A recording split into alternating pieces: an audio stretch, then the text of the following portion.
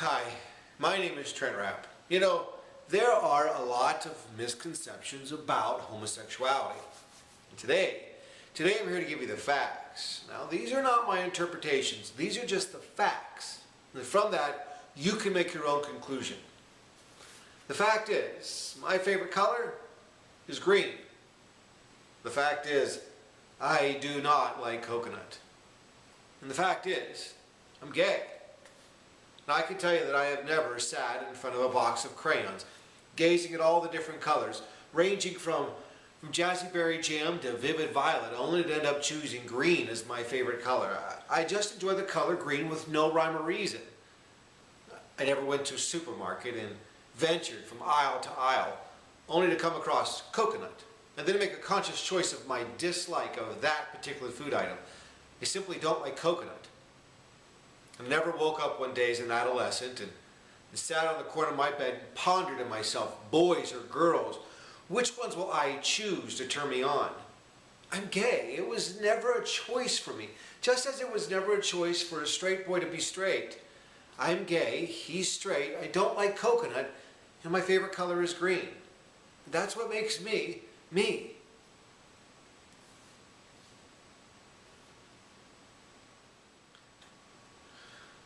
Now, there are some who say that it's not natural to be gay. It's just not natural to be gay. And that's a fair statement. Or is it? You know, 25 years ago, it was natural to walk anywhere you wanted while smoking a cigarette. 75 years ago, it would be unnatural for a girl to wear pants or cast a vote. And 150 years ago, it would be completely natural for somebody to own a human being. But the fact is, Abraham Lincoln has freed the slaves. Women's rights have been signed in the Constitution, and we now know cigarettes kill people. The point is, what we would consider to be natural or unnatural 2 centuries ago has changed. And it will change again. So to say something is or isn't unnatural is really an unfair statement. Now, the root word of natural is nature. So the question is, does homosexuality happen in nature? And the answer is yes. Homosexuality is practiced by a wide range of animals, including those that are monogamous. Now, some would say that it's not fair to compare us to animals. Animals throw their feces, kill their young. Well, this is true. Animals are reacting on random thought and instinct. We as humans have those same random thoughts. But unlike us, animals lack the clarity and precision of discerning between what is right and wrong. It's wrong to throw your feces and kill your young. Enjoying the color green and falling in love isn't.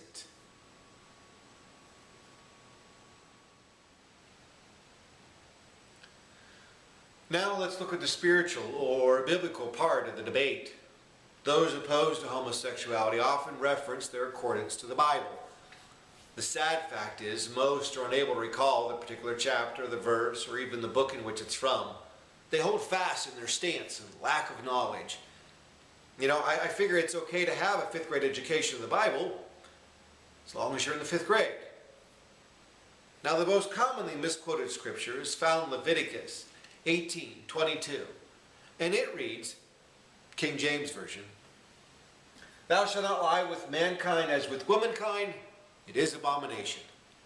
Now, taken out of context, that's pretty straightforward, no pun intended. But if you were to just take the first half of the story of Isaac and Abraham, or the middle portion of the story of Noah and the ark, those stories, they'd lose their meaning. It's important to keep everything in perspective.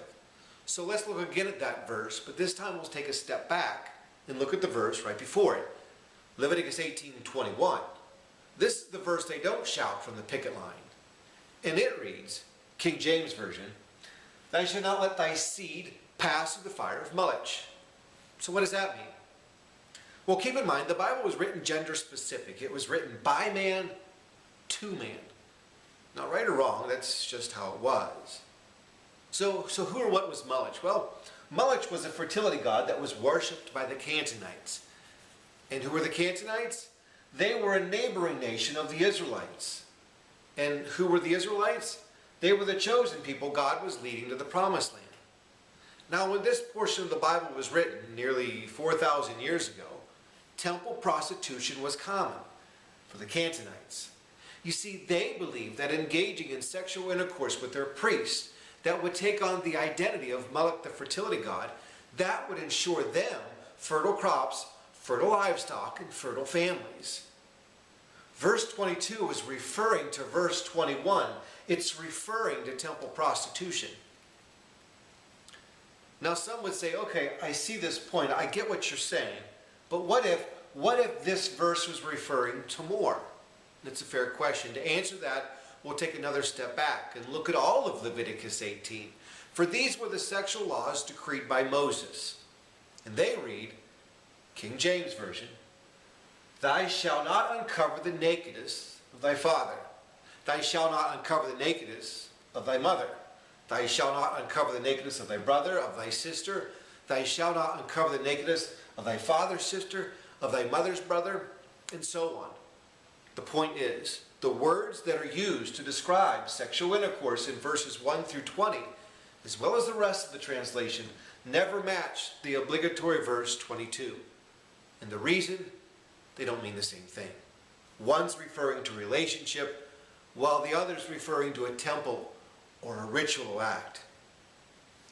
Now to solidify this, let's look at the last word, abomination. Today the word abomination is used to describe things that are vile or wretched or putrid or unholy. And the word unholy itself is an oxymoron. Something is only holy if you believe in it. If you don't believe in it, then it's no longer holy. Therefore, it cannot be unholy. This is a cross. That's because I believe in it. If I didn't believe in it, then it would just be a piece of metal. But in the Greek and Roman translations of the word abomination, it was always used to describe a ritual wronging, never anything that was innately immoral. Eating shrimp, Leviticus 11:9, was not innately immoral, but it was an abomination. It was an abomination at that time for those people in that nation. You see, Leviticus contains the Holy Code, and there were 613 laws written in that code. Other than the ones that are directly linked to the Ten Commandments and those of health and safety issues, we don't adhere to any of them. They don't apply to us. They weren't written for us. They are written during a specific time, to specific people, for a specific reason. They were written to segregate one nation from another. They were written to segregate the Canaanites from the Israelites. Leviticus 18:22 has nothing to do with a homosexual relationship. It's referring to a temple or a ritual act performed nearly 4,000 years ago by a nation that no longer exists. But let's continue. Under the New Testament, where Jesus, Christ himself, never once mentioned anything about a homosexual relationship. And he talked about a lot of things. What he did say, however, several times was, although you've read, I say this. Although you've heard, I say this. Although it has been written, I tell you this. For you see, upon Jesus' death, and more so his resurrection, he gave birth to a new promise, to a new covenant, to a new testament. And that refers us directly to Hebrew 8:6-13, where in it declares the Old Testament obsolete. Now, obsolete is a strong word if you fail to understand the meaning. Let's say you worked at a car assembly plant and it was your job to weld on the doors. Then one day the factory purchased a robot that would do your job better. That'd make you obsolete. Well, that is your job, not you. You could still work in the mailroom or somewhere else on the assembly line, so you yourself, not obsolete, but rather your job is. The Old Testament itself is not obsolete. It can still be used as a learning tool, a guide, but its job as law is obsolete. Other than the twisted tales of Sodom and Gomorrah, in which Jesus himself proclaimed, Matthew 10:15, that was about hospitality. In a letter written to the church, Romans 1:24, which was merely an observation, the Bible has nothing more to say about it. It doesn't. So let's recap. Being gay is not a choice. Being gay is not what we would consider unnatural. And being gay is not condemned in the Bible. Now, with that said, I still have 5 rather intimidating words I need to fully understand. And they are marriage, lust, sodomy, fornication, and adultery.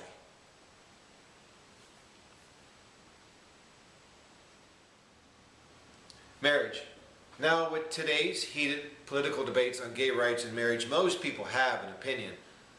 Those opposed feel allowing homosexuals to marry would ruin the integrity of marriage. But understand this, the debate is on the legal recognition of marriage. Gay folks have been getting married for generations. Unfortunately, many states won't recognize that marriage, losing the tax rights or the hospitalization and insurance benefits given to heterosexual couples. Those opposed usually build on 2 foundations: the integrity of marriage and the holiness of marriage. Now, looking at just the latter, those same people will recognize a common law marriage, which is completely void and blind of anything holy. They'll also recognize a Native American marriage, a Jewish marriage, a Hindu, a Buddhist, and a Muslim marriage. None of them contain the same holy values in which the others consider so dear. And as far as the integrity of marriage, why, that falls on the shoulders of any couple that gets married in a church and they themselves don't go to church. That's what's going to ruin the integrity of marriage. Lust. Now, the quick definition of lust is to desire someone sexually. But married couples desire one another sexually. Is that a sin? Also, you can lust after a car or a job or even a prom dress. The point is, the 10-cent definition of lust doesn't cut it.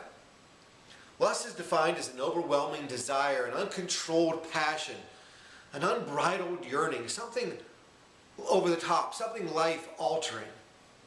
An alcoholic, a workaholic, a drug addict. Those are all forms of lust. And yes, lust of the flesh is very powerful. But the simple desire of somebody else's company is not taboo. Sex is a beautiful gift given to us by God and is available only here on earth. It is not available in heaven. Nowhere in the scripture does it speak of sex as a negative or as a sin. Now, the choices, however, one may make to obtain it can be. Sodomy. In biblical times, if you wanted to humiliate someone, you would publicly sodomize them. It was not uncommon in times of war that the victors would sodomize their fallen foes right in the battlefield.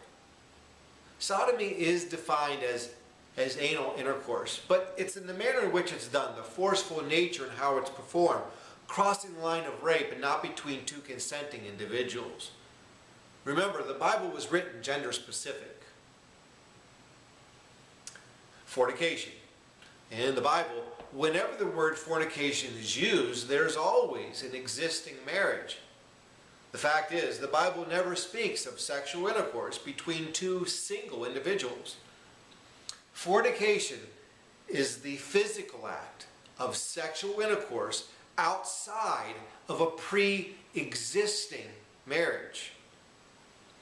Now, a lot of people feel that that is a definition of our 5th and final word, adultery. And this is where, unfortunately, many people drop the ball. For you see, adultery actually has nothing to do with sex. Adultery is the breaking of the vow that you take before God. It's the breaking of the promise that you make with your partner. You can remain completely faithful to your partner and still commit adultery. You promise to love and respect through sickness and health, through rich and for poor, through good times and in bad, and to forsake all others. To equivocate the vow that you take before God onto the same level as getting to second base is absolutely horrific. God called his people an adulterous nation, not because they were having a big post-marital orgy. It was because they broke the promise they made to him. In closing, please don't concern yourself with what my partner and I do in the bedroom. We do what all partners do in the bedroom, and it's completely normal. We sleep. Being gay is a part of life. It may not be a part of your life, but it is a part of mine.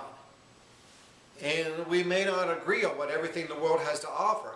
After all, it is a pretty big world. And to be perfectly frank, you may not like everybody. But do so for your own reasons, not somebody else's. And please, don't do it under the name of God. That's for your sake, not mine.